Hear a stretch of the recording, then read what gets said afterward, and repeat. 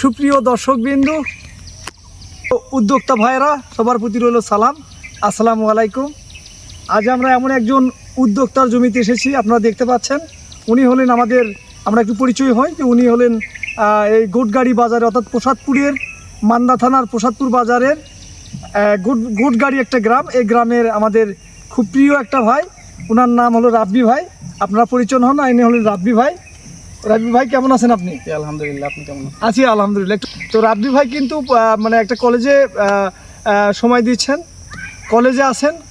এর পাশাপাশি কিন্তু উনি দেখুন যে উনি আমি বারবার যে কথাগুলো আপনাদের বলেছি যে বাংলাদেশকে এবং নিজের উন্নতি পাশাপাশি বাংলাদেশের উন্নতি করতে চাইলে উদ্যোক্তা তৈরি হতে হবে, সারা বাংলাদেশে উদ্যোক্তা তৈরি হতে হবে এবং সেই উদ্যোক্তা ছোট থেকে বড় হবে, এটাই স্বাভাবিক। তো আমি প্রথম যখন এই রাব্বি ভাইয়ের সাথে আমার কথা হয় তখন উনি প্রথমে তরমুজ চাষ করেন এবং তরমুজ চাষ করেন সম্ভবত 2 বিঘা কি 3 বিঘা তরমুজ চাষ করেন, তাই তো? এই 3 বিঘা তরমুজ চাষ করে উনি কিন্তু তরমুজে একটু হলেও সফলতা কম পান, কেননা মান্দাতে কিন্তু তরমুজের চাষটা খুব কম হয়, এখানে আমাদের জানাও কম তরমুজ সম্পর্কে। তো তারপরেও আমরা যে রিটার্নটা পাইছি খুব অল্প, খুব বেশি পাওয়া যায়নি, কি তাই তো রাব্বি ভাই? তো রাব্বি ভাই সেখান থেকে কিন্তু মানে পুরো চেঞ্জ হয়ে আজকে 27.5 বিঘা না 27 বিঘা নাকি 27.5 বিঘা জমিতে উনি এই দেখতে পাচ্ছেন পেয়ারা চাষ শুরু করেছেন।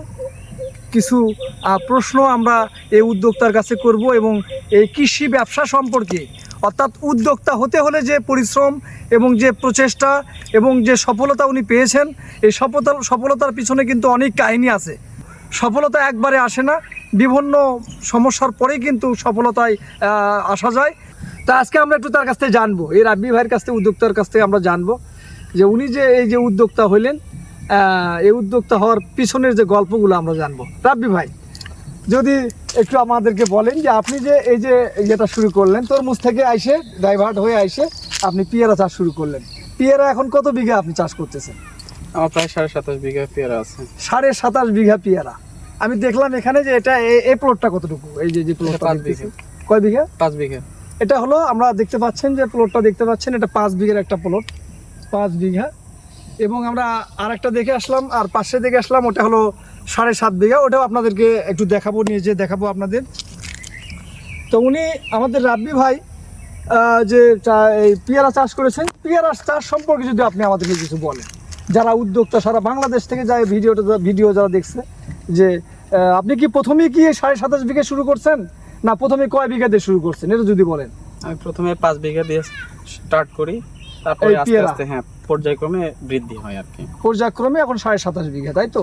তাহলে আপনার যে প্রথম যে পেয়ারা চাষ করেন সেই বাগানের বয়স কত? সেই বাগানের বয়স 4.5 বছর। যেটা আমরা দেখে আসলাম ওটা সম্ভবত 7 বিঘা, তাই তো? 7 বিঘা একটা আমরা দেখছি এই পাশে, সেটার বয়স হলো যে মোটামুটি 4.5 বছর। আর এই যে বাগানে আছি আমরা, এটা মনে হয় 5 বিঘা, তাই তো? এটা 5 বিঘা পেয়ারা, এটার বয়স কত? এটা 2.5 বছর। 2.5 বছর। এটা কি জাতের পেয়ারা যদি একটু বলেন, কোন জায়গা থেকে এটা আপনি নিয়ে আসছেন এবং এটা জাতটা কি? এটা জাতের নাম হচ্ছে থাই 5। আমি হচ্ছে চুয়াডাঙ্গা থেকে সংগ্রহ করছি চারাগুলো। আচ্ছা, এটা বৈশিষ্ট্য ভালো বৈশিষ্ট্য হলো আকার অনেক বড় হয় এবং মিষ্টি হয়, অনেক মিষ্টি সুস্বাদু, এবং ফল অনেক ধরে আসে ভালো, ফলে কোনো প্রবলেম হয় না তেমন। আমাদের অল্প খরচে আমাদের এই এটা উৎপাদন করতে পারি ফলগুলো। কয়টা 1 কেজি হয়? মানে এটা একটা ফলের ওজন 600-700 গ্রাম ওজন হয়। 700 গ্রাম, তাই তো? সিজন সময় আর হ্যাঁ, তো গড় আমার হচ্ছে 500 গ্রাম ওজন হবে। গড় 500 গ্রাম ওয়েট। আপনি যে এই যে পেয়ারাটা করেন, পেয়ারা কি সারা বছরই আপনার আসে কিনা? সারা বছরই আসে, কিন্তু আমি হচ্ছে মূলত সারা বছর নেই না। একটা সময় আছে হাট প্রুনিং, যেটা আপনারা দেখতে পাচ্ছেন। হ্যাঁ, এটা কিন্তু ব্যতিক্রম, সবাই কিন্তু করে না। আপনারা প্রিয় উদ্যোক্তা ভাইরা, আপনারা একটা এখানে অভিজ্ঞতা নেন আমাদের প্রিয় উদ্যোক্তা ভাইয়ের কাছ থেকে, যারা উদ্যোক্তা হতে চাচ্ছেন। তারা দেখুন যে গাছটা কিন্তু মানে পুরোটাই কেটে দেওয়া। আপনাদের এই সাহসটা হবে না, অনেকেরই সাহস হবে না যে একটা যে পুরো গাছকে কেটে দিয়ে আবার তাকে নতুন করে তৈরি করার প্রচেষ্টা।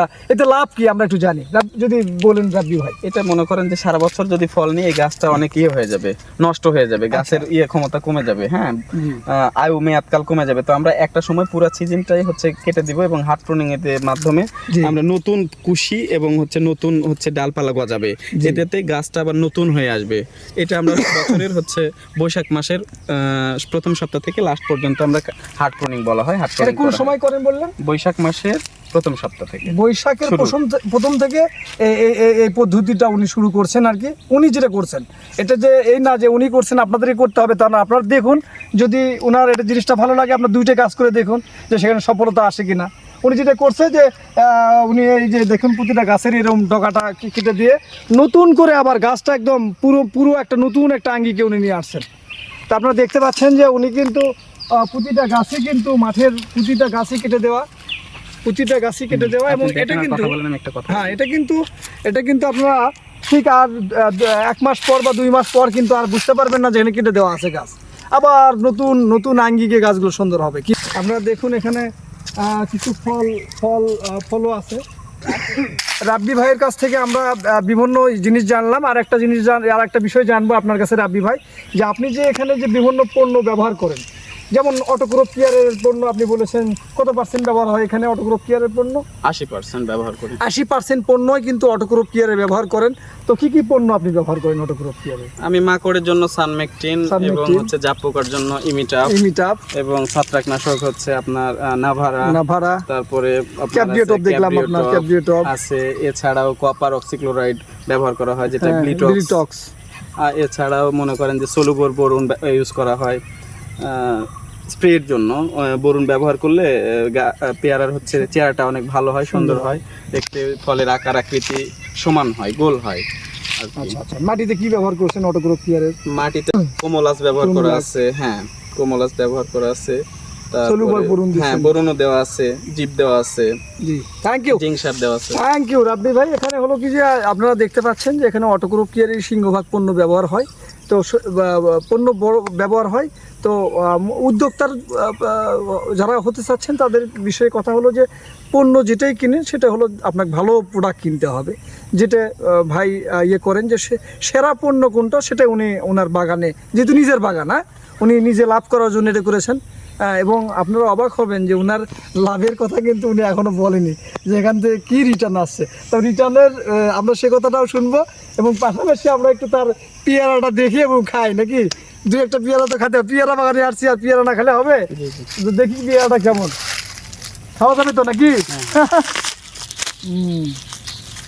আমরা অনেক আগে থেকেই পেয়ারা খাওয়ার পরিকল্পনা করছি, পেয়ারা খাবো। দেখুন সাইজগুলো এই সময় কিন্তু কম। ওটা একটু খোলে, এগুলো কিন্তু কিছুই হয়নি, এখনো পুরো হয়নি। অনেক বড় হবে পেয়ারাগুলো, অনেক বড় হবে। তো এখন আপনার কাছে আমার পেয়ারা খেতে মানুষটাকে খেতে নাকি মিথ্যা কথা বলে না, তাই তো? এই সময় আমাকে বলবেন যে এই যে উদ্যোক্তা আপনি হয়েছেন, এখান থেকে রিটার্ন কেমন আসছে আর কি, কেমন লাভ আসতেছে আপনার?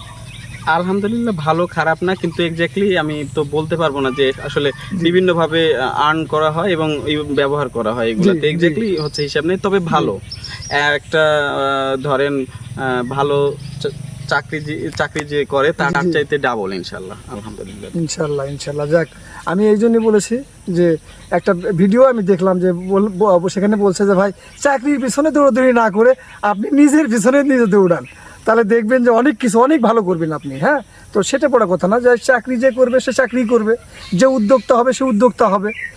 উদ্যোক্তা হলো আলাদা জিনিস, যেটা ব্যতিক্রম, এখান থেকে বড় হওয়া সম্ভব। তো যাই হোক, আপনাকে অসংখ্য ধন্যবাদ জানাচ্ছি যে আপনি এরকম মানে কি বলে যে বড় একটা প্রতিষ্ঠান দাঁড় করেছেন, যেখানে কিনা আমরা এই পেয়ারাটা সারা বাংলাদেশে সরবরাহ করতে পারছি। তো আমরা পাচ্ছি এবং পাশাপাশি আপনার উন্নতির মাধ্যমে দেশ উন্নতি হচ্ছে। তো আপনাকে অসংখ্য ধন্যবাদ জানাচ্ছি। যদি আমার এই উদ্যোক্তা ভাইদের জন্য যদি কোনো কথা থাকে যে আসলে যদি তারা উদ্যোক্তা হতে চায় তাহলে এই ফসল নিয়ে তাদের কি করা দরকার? আপনাকেও এই মাধ্যমে ধন্যবাদ জানাচ্ছি এবং যারা উদ্যোক্তা ভাই, নতুন ভাই যারা এই আসতে চাইবে পেয়ারার, তো আমার কাছে তাদের একটা হবে, সেটা হচ্ছে যে ভালো জাত নির্বাচন করতে হবে, ভালো জমি নির্বাচন করতে হবে এবং পরিশ্রম করতে হবে। পরিশ্রমের বিকল্প নাই, এইটাই হচ্ছে মূল কথা। তো ধন্যবাদ। ওকে, থ্যাংক ইউ। তাহলে ভালো জাত এবং পরিশ্রম সব কিছু লাগবে এবং পাশাপাশি আপনার পাশে উপজেলা কৃষি অফিস থেকে আপনার পুরো পরামর্শ আপনি নিতে পারবেন। কৃষি অফিস থেকে আপনি পরামর্শ নিতে পারবেন। সবাইকে ধন্যবাদ জানাই। আজকে এই উদ্যোক্তা ভাইয়ের জমি থেকে আমরা বিদায় নিচ্ছি। ভালো থাকবেন। আসসালামু আলাইকুম।